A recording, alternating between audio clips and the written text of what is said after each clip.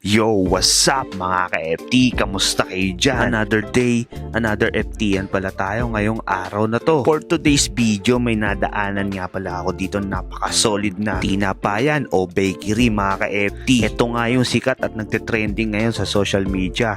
Ito yung Pan de Tequat mga ka-FT. At napakaswerte ko mga ka-FT dahil ng mga oras na to wala pag gaano pila. Dito nga pala ako nakabili sa may bangbang mga ka-FT. Kahabaan lang siya ng F. Antonio mga ka-FT. At sa mga sandaling to, titimusan ko na yung Pan de Tequat mga ka-FT. Tara, let's see. Yo, what's up mga ka-FT? So, inabot tayo ng madaling araw.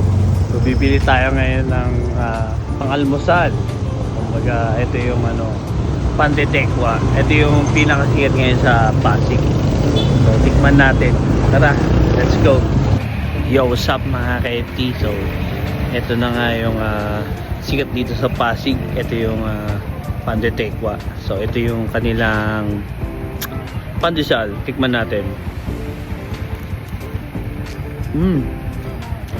Kaya pala sa pinipila kasi special siya. May cheese na kasama. At sobrang init mga ka-FT. So, tiniman ko lang to. Galing ako sa inuman. At inabot ako ng gatong oras. Napaganda pa. Kasi wala masyadong pila. Dinudumog to itong Pan de Tequat mga ka-FT. So, after naman natin tikman natin yung pandesal, ito naman yung titikman natin. Itong kanilang Spanish spread. So, ito yung pinaka-special sa kanila. Itong Spanish spread na to. Nakita nyo, may tumutulo pa. Yan yung parang margarine niya. So, tikman natin kung ano pa talagang meron dito sa Pan de Tequat na to.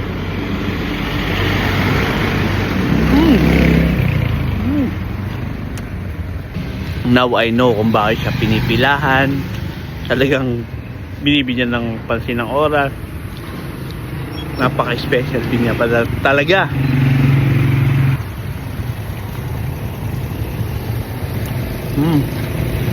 Malasa talaga siya. Hindi yung butter. Yung lasa ng butter. Sweet. Panalo tong nila. Spanish spread. Kaya sugurin nyo na dito. Dito lang yan sa bangbang mga ka-FT. At dito ko natatapusin tong video na to. Maraming salamat mga ka-FT. Stay safe and have fun. So see you in my next vlog.